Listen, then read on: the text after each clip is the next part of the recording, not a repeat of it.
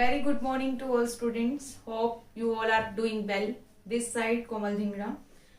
Hopefully आपने इससे पहले कार्बोनेट्स कंपाउंड की वीडियोस देखी होंगी. मैं 2 अपलोड्स कर चुकी हूँ. ये नेक्स्ट वीडियो आज हमारी. इसमें आज जो हम डिस्कस करने जा रहे हैं ना बच्चों, वो डिस्कस करेंगे. एक तो why carbon show versatile nature, then second is your Lewis dot structure of carbon and its compound. Most important topic है आज का. ध्यान से देखना बच्चों, कोई भी क्वेरी हो जरूर बताना. तो अब फर्स्ट क्वेश्चन मैं आज यही डील कर रही हूँ.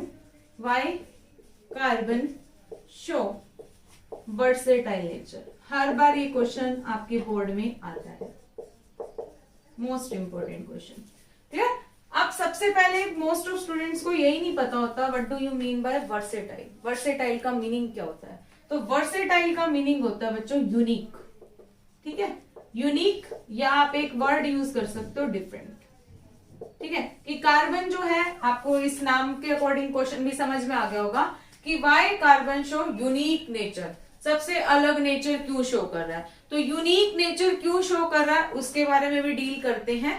तो why carbon show versatile nature student आज का मेन टॉपिक ही है.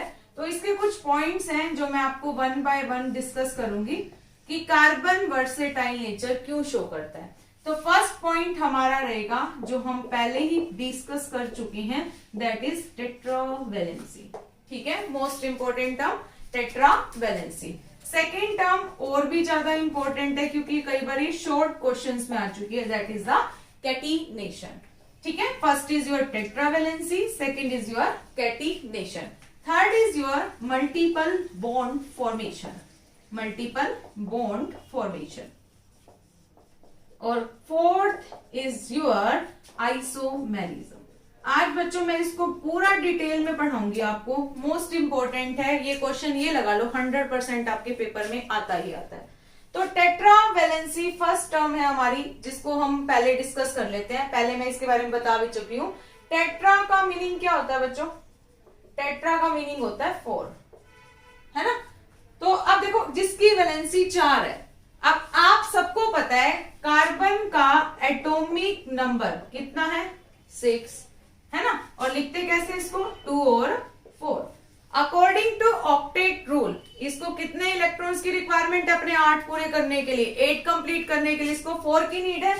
तो इट मींस इसके पास 4 तो है लेकिन 4 और चाहिए. तो इसीलिए इसने कैसी वैलेंसी शो की है? टेट्रावैलेंसी. तो कार्बन क्या शो कर रहा है? टेट्रावैलेंसी. एक तो रीजन ये हो गया. ठीक है. अब दूसरी बात और सुनना बच्चों, टेट्रावैलेंसी शो करने की मैंने एक टेंडेंसी बताई थी कि ये आयनिक बॉन्ड नहीं बनाता, क्योंकि ये ना तो पूरी तरह से दे सकता ना पूरी तरह से ले सकता.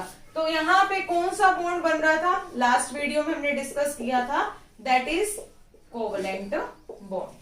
ठीक है, तो ये शेयरिंग करता है. तो ये भी इसके एक यूनिक फीचर था कि शेयरिंग करने की वजह से ही इसने क्या किया था? वर्सेटाइल नेचर शो किया था. तो इसीलिए बच्चों फर्स्ट पॉइंट आपको यही लिखना है कि we know in valence shell carbon attain 4 electrons, so it required 4 more electron to complete its octets. That's why they show tetravalency. First point आपको ऐसे लिख के आना है, कहीं से आपका मार्क्स नहीं कटेगा. Second point most important point student. तो हमने क्या देखा कि इस ये अगर स्ट्रेट देखिए ना बच्चों, एक लाइन सीधी दिख रही है तो आप बोलोगे स्ट्रेट चेन. ओके. और अगर आप चाहो तो ऐसे भी बना सकते हो. इसको हम वर्ड देते हैं ब्रांचिंग. ठीक है, तो आगे से याद रखना बच्चों, जब नीचे भी कार्बन एडजस्ट करने लग जाओ ना तो इसके लिए वर्ड यूज कर सकते हो ब्रांचिंग. ठीक है, तो इट मींस ये स्ट्रेट चेन में भी मिलता है और ब्रांच चेन में भी मिलता है. तो कैटिनेशन समझ में आ गया आपको? Catenation is the self linkage ability to make bond with same atom. अपने ही एटम्स के साथ बॉन्ड बनाने की एबिलिटी को क्या बोलते हैं? कैटिनेशन. जिसमें हम स्ट्रेट चेन की भी बात कर सकते हैं और किसकी भी बात कर सकते हैं? ब्रांच चेन की. स्टूडेंट्स नेक्स्ट जो हमारी थर्ड प्रॉपर्टी है वो क्या है? Multiple bond formation. Multiple, multi word क्या होता है? Many types of bond. जो कार्बन है ना बच्चों आपका, एक बात याद रखना, कार्बन कार्बन के बीच में अगर सिंगल बॉन्ड दिखे ना तो हम बोलते हैं ये हमारा है सिंगल बॉन्ड. ठीक है, और आप बहुत सारे एग्जाम्पल ऐसे भी देखोगे जिसमें कार्बन कार्बन के बीच में 2 बॉन्ड्स भी आ सकते हैं, तो उसके लिए वर्ड यूज होता है डबल बॉन्ड. क्या?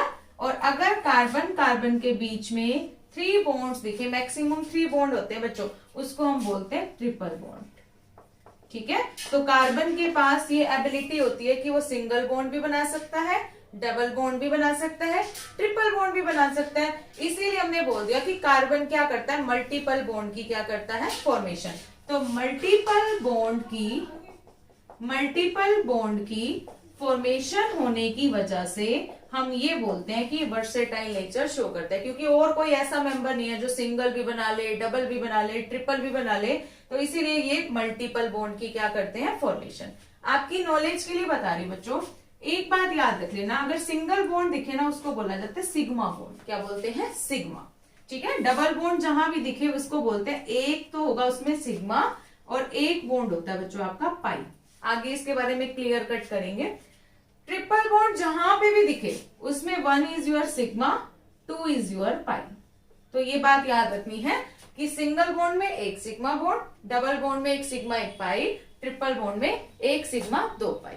तो ये थर्ड कैरेक्टर याद रखनी थी आपको। Fourth most important, that is isomerism. Isomerism क्या होता है बच्चों, आपको बता देती हूँ।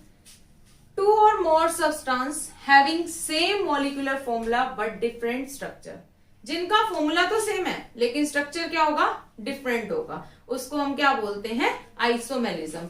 एग्जाम्पल समझाती हूँ। कोई भी आपके पास एक चीज है, उसको आप क्या कर रहे हो, अलग अलग तरीके से अरेंज कर रहे हो। पहले उसको आपने सीधा रख दिया, फिर उसकी ब्रांचिंग लेके आ गए, फिर और ब्रांचिंग कर दी। तो कार्बन का नंबर तो सेम रखना है, बस उसकी एडजस्टमेंट अलग अलग कर रहे हो। आप एक रूम है आपके पास, कभी आप एक कमरे में सोफा सीधा रख रहे हो, कभी उसको टेढ़ा कर रहे हो, तो ये किस में पढ़ा जाता है, आपका आइसोमेरिज्म में, क्योंकि आप अरेंजमेंट जब चेंज कर। आइसोमेरिज्म क्या होता है, मैंने अभी आपको डेफिनेशन बताई। 2 or more substance having same molecular formula, ये आपको बोर्ड में लिख के आनी है बच्चों, बट डिफरेंट स्ट्रक्चर। ठीक है, बट डिफरेंट स्ट्रक्चर। तो उसके लिए हम वर्ड यूज करेंगे आइसोमेरिज्म। ठीक है, एग्जाम्पल, इंपॉर्टेंट सा एग्जाम्पल देती हूँ इधर देखने का। आपके पास है बच्चों 4 कार्बन वाली चेन। ठीक है, आपने क्या किया, पहले इन 4 कार्बन को एक ही जगह रख दिया। अब आपने क्या किया, 3 कार्बन को एक साथ रख दिया, एक को नीचे लिया। और तो कुछ भी नहीं कर सकते, क्योंकि मिनिमम जो ब्रांचिंग आती है कभी भी टर्मिनल पोजीशन पे नहीं आती, फर्स्ट और लास्ट पे कभी भी नहीं आएगी, सेंटर में लेके आ सकते हो। कई बच्चे मिस्टेक करेंगे कि मैम ऐसे कर लेते हैं, 2 को रख लेते हैं, 2 नीचे ब्रांचिंग। नो, टर्मिनल पोजीशन पे कभी भी ब्रांचिंग नहीं आती। तो अगर आपको बोल देना 4 कार्बन का ग्रुप है, उसका आइसोमर्स बनाओ, तो आप बोलना कि हम इसके 2 ही आइसोमर्स बना सकते हैं, 2 से ज्यादा इसके आइसोमर्स नहीं बन सकते।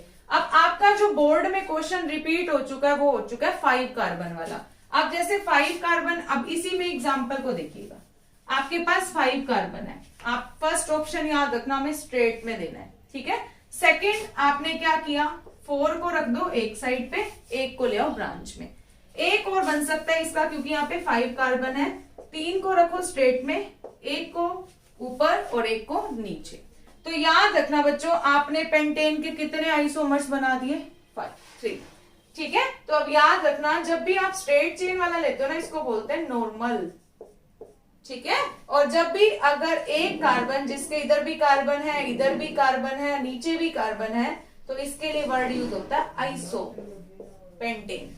और जब सेंटर कार्बन के ऊपर, नीचे, साइड, सब जगह कार्बन हो ना, तो आप यूज करते हो नियोपेंटेन। तो एक हो गया नॉर्मल पेंटेन, एक हो गया आइसोपेंटेन और एक हो गया नियोपेंटेन। तो आपको आइसोमेरिज्म और versatile nature of carbon clear cut हो गया होगा। इसको एक बार आपको कंप्लीट करके दिखाती हूँ, आप नेक्स्ट देखना। आइसोमेरिज्म इन पेंटेन बच्चों आपको पेपर में कैसे लिख के आना है, देखो हर एक कार्बन की 4 वैलेंसी कंप्लीट होनी चाहिए बच्चों, तो हाइड्रोजन का नंबर भी पूरा करना है। तो जो भी मैं आपको नॉर्मल पेंटेन बता रही थी ना, वो आपको ऐसे लिखना है, that is normal pentane, and pentane short form में लिख सकते हो आप इसको। आइसो में क्या किया था आपने, एक को आप लेके आ गए थे ब्रांच में। ठीक है, आप देखो, जब जिसको ब्रांच में लेके आओगे कार्बन, ये आपका होता है, this one is iso pentane. ठीक है, और नियो में क्या होगा आपका, ठीक है। नियो में क्या होगा, जो सेंट्रल कार्बन है वो हर एक कार्बन से बॉन्ड बनाएगा, तो आपको ऐसे बनाना है नियो पेंटेन।